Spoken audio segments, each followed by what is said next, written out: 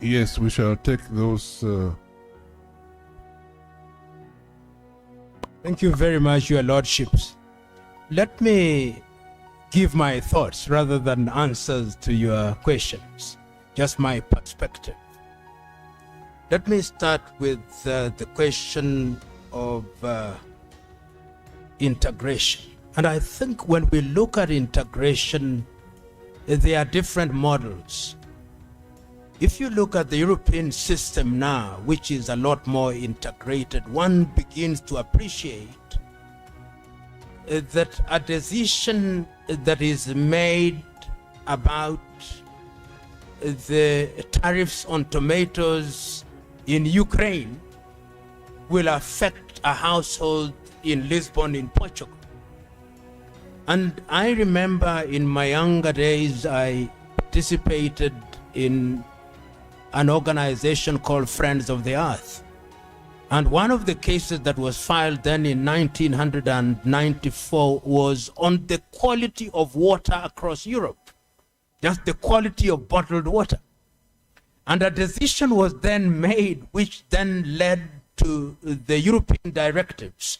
And if you go to Europe now, there is any bottled water, you will see something that is called European experience. I do not know whether you have what are called Keringet in Kenya. If you have Keringet in Kenya, just read the label. It says European something. It was bought by Coca-Cola. Coca-Cola, Pepsi, and I think Nestle now own 40% of bottled water in Africa. Our bureaus of standardization, the Uganda Bureau of Standardization, Kenya Bureau of Standardization, Tanzania Bureau of Standardization, pretend to have a standard, they have none. Those stickers you see are actually for revenue collection in most cases. And the reason why I'm telling you so, I'm answering that question. There is something called Lucozade. And many of you will have gone to hospital when you are sick people taking Lucozade, because it is meant to have vitamin E, or is it D, but some vitamin. You know, there is an organization that undertook research, and it was established that it did not have the things that it claimed it had. In other words, you will see that when you talk about, my lord, you talk about the impact of activities in Goma. Right now, you go to the border and look at the cost of living has spiraled immediately. It will not be something, it is micro at that level. When, for example, the American president is talking about tariffs, he's just talked about tariffs against Mexico, tariffs against Canada, which have now been suspended for 30 days. Just this afternoon, the Chinese have also imposed tariffs because the impact is immediate. If you are buying this item, it means that in Uganda, if it was in Uganda, the school budget that was budgeted for by a high school principal and the school fees immediately is affected, which means you've got to go back into your pocket. In my rural home, which is not too far from here, can go by lake, half of the goods on our shelves are Ugandan goods, including eggs. The milk, the sugar is all from Uganda. And I'm quite certain most of it is just smuggled across the lake. But if we were to regularize that, and we say that there are no tariff and non-tariff barriers, then in the East African region, we would standardize. And if a case were to come before your lordships and you are to determine it, you would have a tariff system that is East African. As it is now, the courts are operating at cross purposes. Go to Sudan. The Sudanese are unclear as to whether they still want to go to Khartoum and have this law. If you go to the Democratic Republic of Congo, they are in SADC. They don't know whether to be with us or not to be with us. You go to Somalia, they have their own thing going their way. You go to Burundi, you have their own thing going. You go to Rwanda, so that the integration on the legal ecosystem is not supportive of the economic environment. And I am of the view that in terms of integration, we should harmonize the law. We have just concluded a case in the East African Court of Justice in which you are involved, and the decision was against the government of Sudan. And once we had gotten judgment in default of their appearance, they have revived the case. And the argument against us is that our clients did not exhaust local jurisdiction. So the question is, you should have a uniform position in terms, must I exhaust local jurisdiction before I invoke the jurisdiction of the High Court? And if the local jurisdiction is hostile, am I left without anything to do? So these are systems that I think in the fullness of time, and I know that you, your lordship, and you have meetings of chief justices and meetings of justices of the Court of Appeal and justices of the High Court. These are the things that you should be discussing. Then there is what I call securitism. Securitism is when the political elite take the view that for purposes of national security, everybody should be aligned. And we have had cases of securitism in South Africa. The apartheid regime was underpinned by a judicial system. And I remember as a university student in third year, my then teacher, Oki Okombaka, asked us a question, is unjust law? Because it is.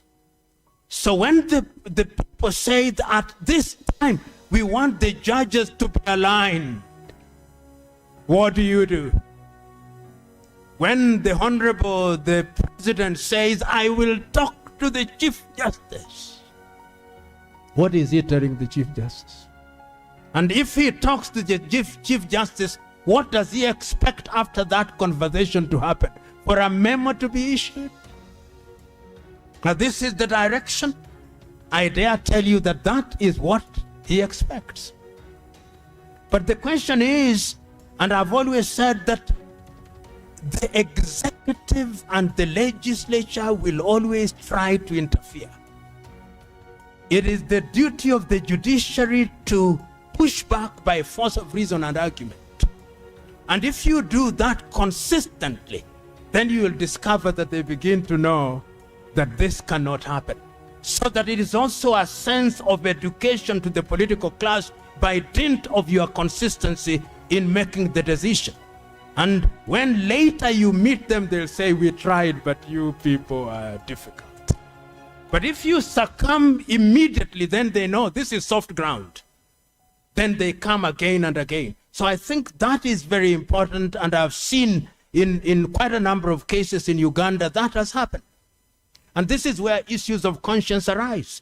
That if you are a bench of 9, sometimes I expect dissenting opinions, which are informed by a different perspective. Sometimes you may even arrive at the same decision, but from a different perspective.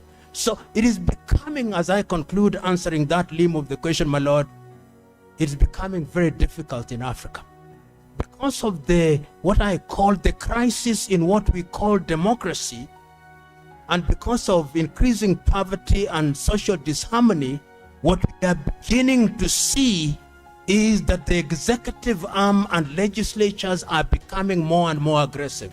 You've seen it recently in the election in Mozambique, how the court operated in legitimizing the victory of Frelimo. We have seen it recently in Gabon, and I think that is going to happen. So this is not a very interesting time to be a judge. This is not a time to be a coward if you are to be a judge. This is a time for courageous men and women, because we are going to do everything in our power to undermine, to malign, and to take your territory. But you are created for the job. Stand up. The question of the Supreme Court, I think you remember I said that one of the things that we, and many of you are there and have been involved in different ways, the Honorable Chief Justice, you've been around, all judges have been around.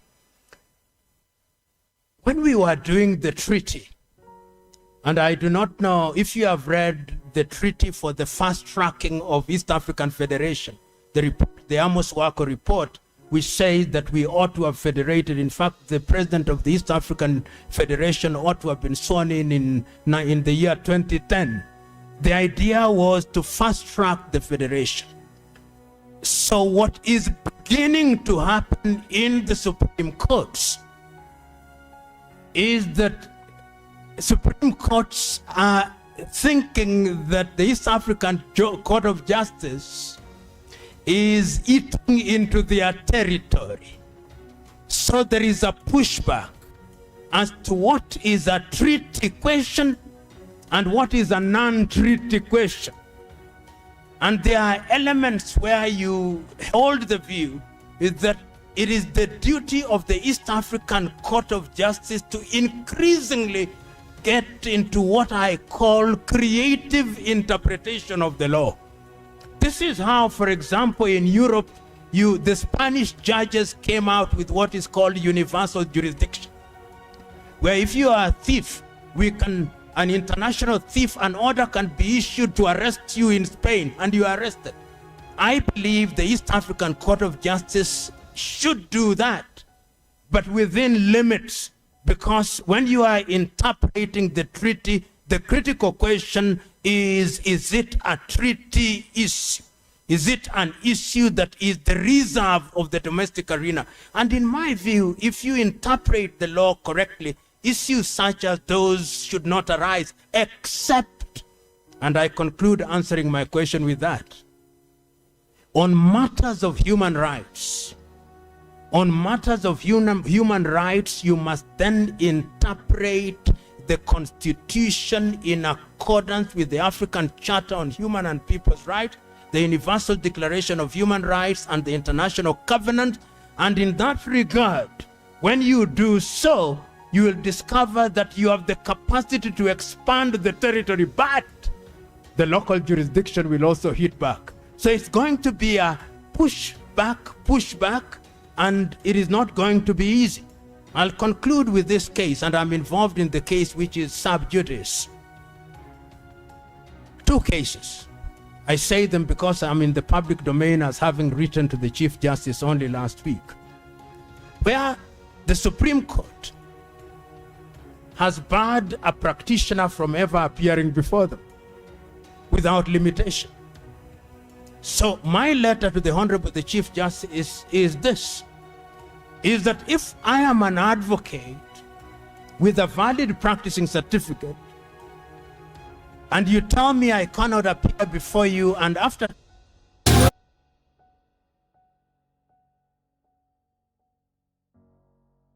pushback, and it is not going to be easy. I'll conclude with this case, and I'm involved in the case which is sub judice. Two cases. I say them because I'm in the public domain as having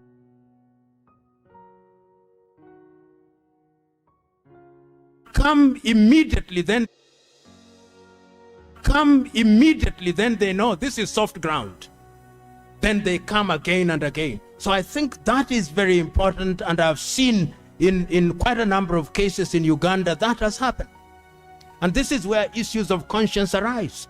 That if you are a bench of 9, sometimes I expect dissenting opinions, which are informed by a different perspective. Sometimes you may even arrive at the same decision, but from a different perspective. So it is becoming, as I conclude answering that limb of the question, my Lord, it's becoming very difficult in Africa because of what I call the crisis in what we call democracy, and because of increasing poverty and social disharmony. What we are beginning to see is that the executive arm and legislatures are becoming more and more aggressive. You've seen it recently in the election in Mozambique, how the court operated in legitimizing the victory of Frelimo. We have seen it recently in Gabon, and I think that is going to happen. So this is not a very interesting time to be a judge. This is not a time to be a coward if you are to be a judge. This is a time for courageous men and women, because we are going to do everything in our power to undermine, to malign, and to take your territory. But you are created for the job. stand up. The question of the Supreme Court, I think you remember I said that one of the things that we, and many of you are there and have been involved in different ways, the Honorable Chief Justice, you've been around, all judges have been around. When we were doing the treaty, and I do not know if you have read the treaty for the fast tracking of East African Federation, the Amos Wako report, which says that we ought to have federated. In fact, the president of the East African Federation ought to have been sworn in the year 2010. The idea was to fast track the federation. So what is beginning to happen in the Supreme Courts is that Supreme Courts are thinking that the East African Court of Justice to domestic jurisdiction. But remember, regional courts also have sometimes very high appetite for expanding jurisdiction, because if they don't, they have very little to deal with. So don't be surprised if in the quest to be busy, they sometimes have unusual appetites. They forget that they are herbivores and behave like omnivores. So understand it in that context, my Lord. That is my perspective. And very finally, CJ, I can't agree with you more. Those of you, and many of you are arbitrators, we lawyers, we practitioners have destroyed arbitration. We thought that arbitration would be better in terms of quick dispensation. Today, you listen to us arguing before arbitrators. We have forgotten the role of administration. The same things we do in courts are the very same thing we do. So arbitration is no longer as expeditious. Mediation and conciliation. I hope the mediators and conciliators are properly trained so that they stop some of our misbehavior, which also calls into question, how do we train lawyers? I now hold the view, Mr. Chairman, that the time has come that law should actually be a second degree. The reason why I hold that view is because I've seen people who come to the law. The older days it was today, you find young people, some of them are very good, but some of them are lawyers because of the unfulfilled ambitions of their parents who couldn't be lawyers. But if somebody has a BAc or a BA or a BCom, the level of maturity that they bring to the legal profession, and we now have enough lawyers, so we won't die. If, for example, Uganda were, and I hope that this will be an East African decision, that from the year 2030, no university is admitting fresh high school students. Easier said than done, once again because of politics, but I look forward to those days, because if it is not difficult, it is not worth doing. Thank you, my lords, and your leadership.